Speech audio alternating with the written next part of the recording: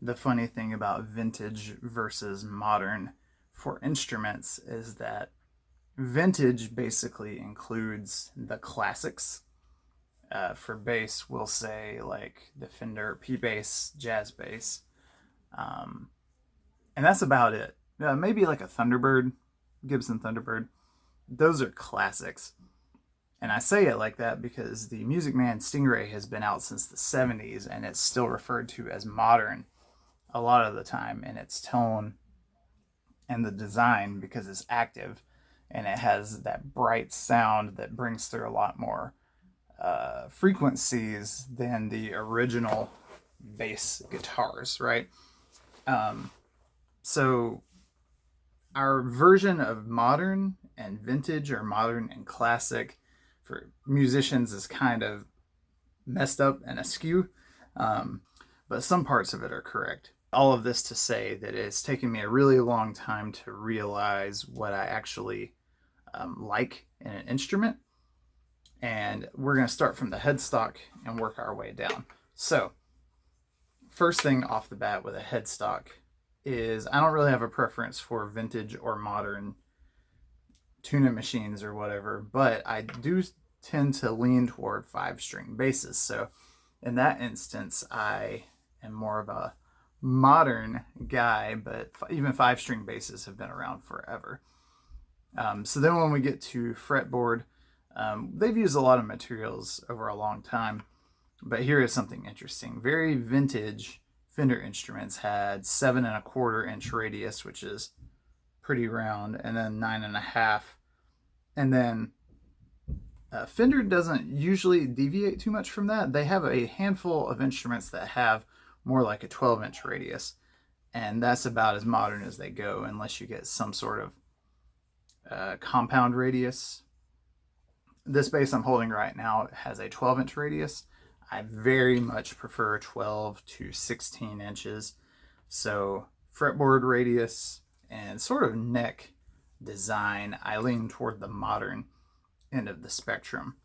Fret size, however, I'm not into this extra jumbo thing here. I get that they're hard wearing and they last a while, but it's harder for me to get fret buzz out of. The larger the fret, the more buzz. And I get that that's just a part of an instrument like this, but it's not my favorite. I would much rather have medium frets. Then we work our way down to pickups. I like both in this perspective, and it's very difficult for me to lean one way or the other because the P-Bass pickup, the split coil version, is one of my favorites ever, and I have 3 P-Basses, so I maybe lean slightly toward the vintage side of the spectrum as far as tone, but everything I've been recording and doing lately, I've been leaning toward the quote-unquote modern tone. So I use this bass and then a Sterling Stingray a lot. So 2 active basses. I loaded both up with these same style of Aguilar ceramic pickups. They both have humbuckers, they both have active electronics, and they're both really trebly and pronounced as far as that goes. And again, this is sort of, these are passive with active electronics, but this is sort of in the EMG style. And EMGs have been around since the 70s as well. So again, we're in this territory where when I say modern, I mean active and bright. And vintage would mean passive, split coil or single coil kind of thing for basses. But again, Thunderbird, humbucker.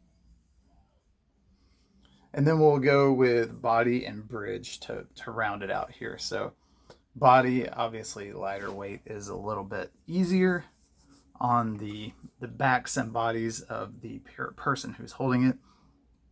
And the older instruments were known to be a little heavy. So I would just prefer lighter.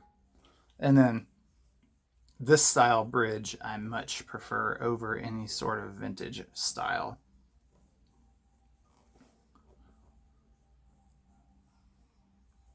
And that's purely because of the low profile, the lack of wiggliness between the saddles, the fact that it can hold a really thick string without any issues. It can string through the body. I don't use that. I don't care so much for that.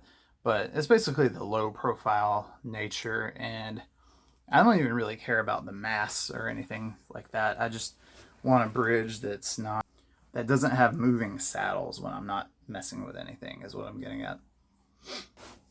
I really think the only true bass I could call modern and it be different than anything that's been released over the past 20 to maybe even 40 years, 20 to 30 years or so, when active basses first started coming on the market, is like a Dingwall.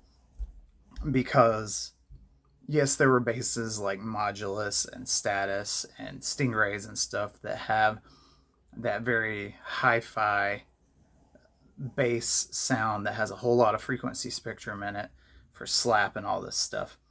That sound has been around forever.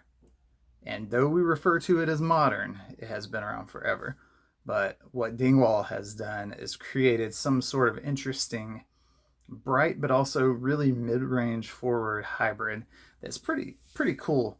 I think it's pickup design, but it's also the fan fret thing as well.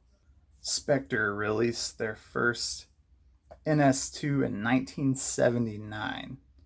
That's sort of like the pinnacle of an extremely bright, articulate bass with character, and something people would call really modern.